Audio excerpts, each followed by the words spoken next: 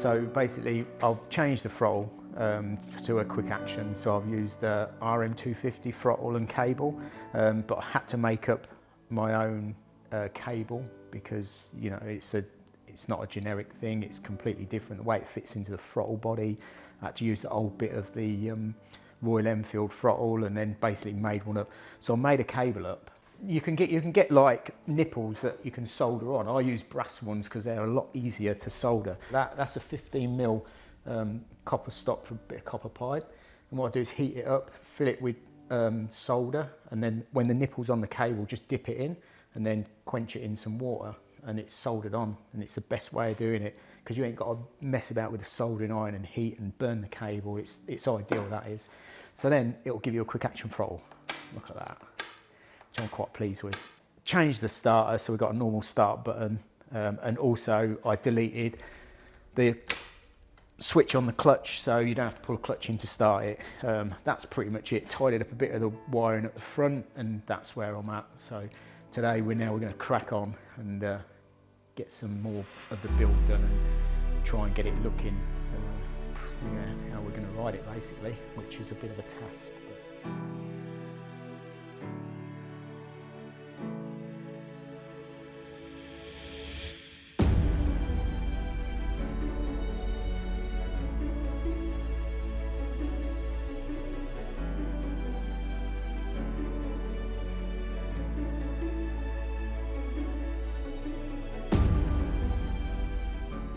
to get the new tank to fit, there were a lot of mods to be done, which meant that Sean had to do a lot of measuring to make sure everything was going to fit okay.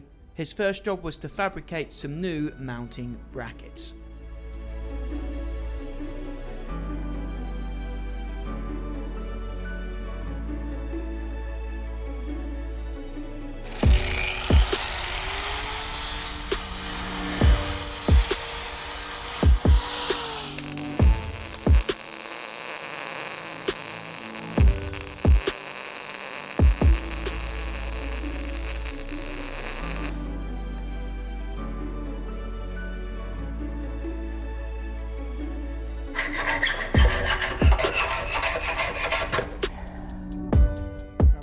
Later. It's about half hour.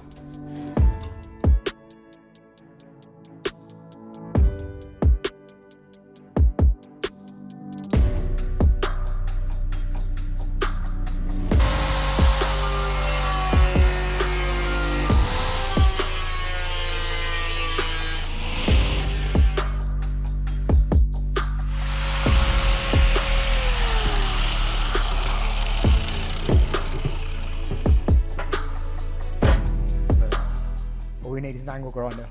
That's it. A silver line one is that.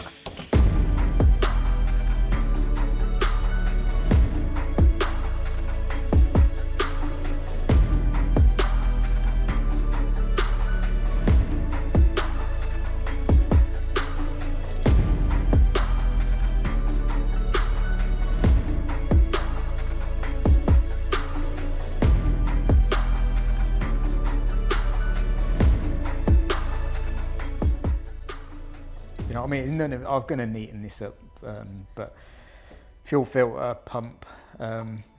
This pump's like, the only one I could get that was 12 volt was stuff is for a car, you know, so the outlet is like a 12mm, it's big. So I've had to use big pipe, you know.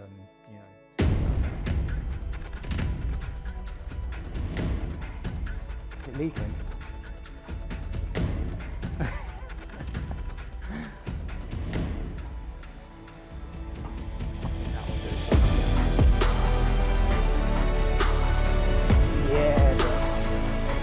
Ready on the key, just in case.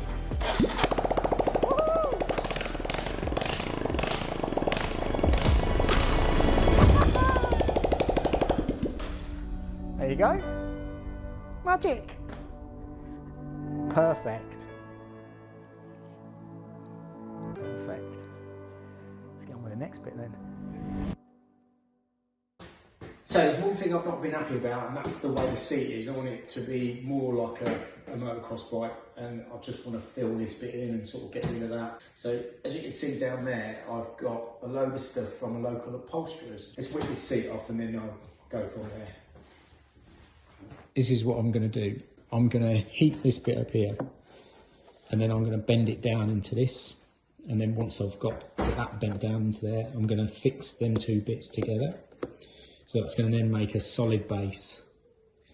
Then I'm going to put this bit of foam back in, and then that will give me the line that I need to go onto the back here. So I'm just trying to create a smooth, like straightish line. I mean, it will have a bit of a scoop in it still, but I'm just trying to get rid of the king queen seat setup and just try and make it look like it's as one. So I've just placed the foam on. Now I'm going to attempt to cut this bit with a knife that I've sharpened, because that's all I've got.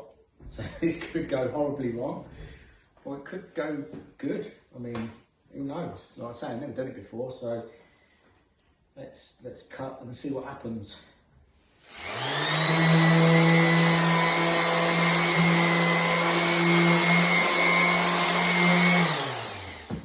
Now what I'm going to do is infill this a bit.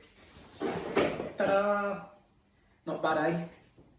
This will take out all the imperfections. So I'm going to glue that on, because there's a lot of imperfections in it. And once that's on, then I can try and cover it with the fake leather stuff that I got from the upholsters to go with it. So that's it. Seats on, seats done. Yeah, it's not quite the look I was after. It's got a little bit of a few ripples in it, a little bit of cellulite, but if I stand like that, I'm pretty sure it looks pretty good from there. Max, my OCD kicked in, so I have now done it again. Look at that. Not one crease, not one bit of cellulite, nothing. I just couldn't leave it how it was. It just wasn't me. So there you go. Beautiful.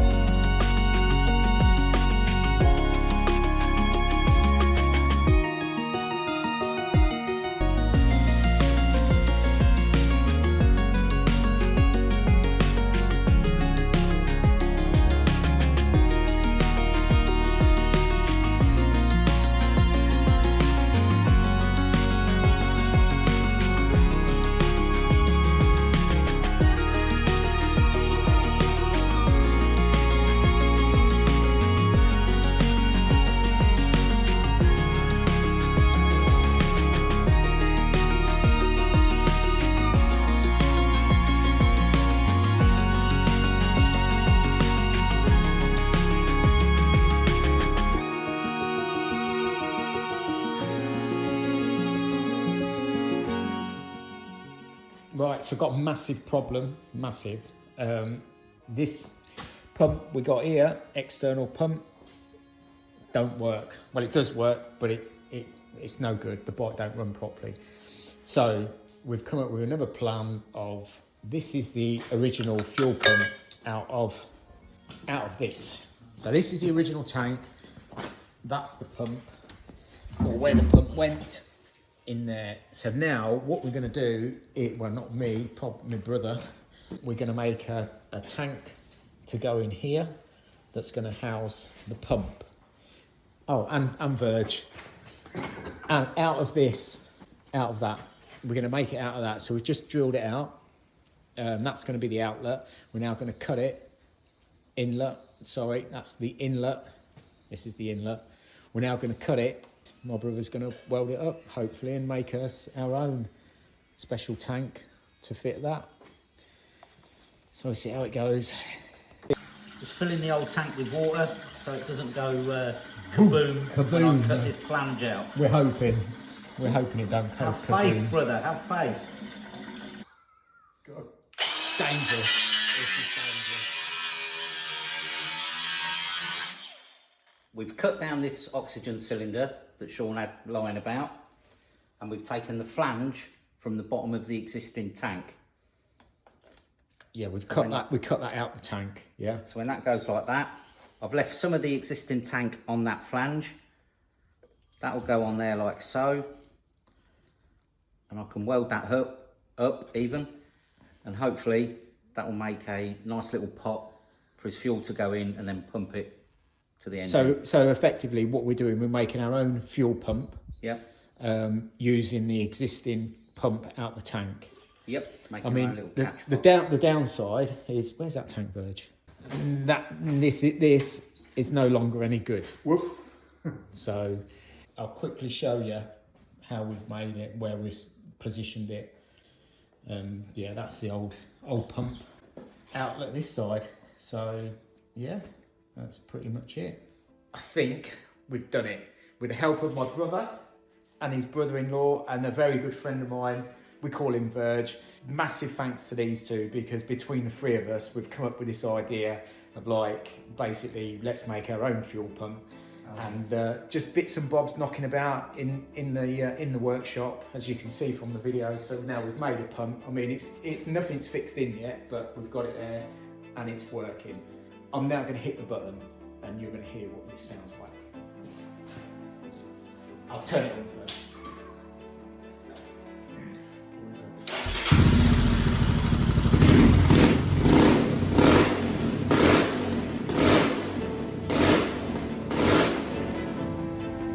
Weston Superman, baby!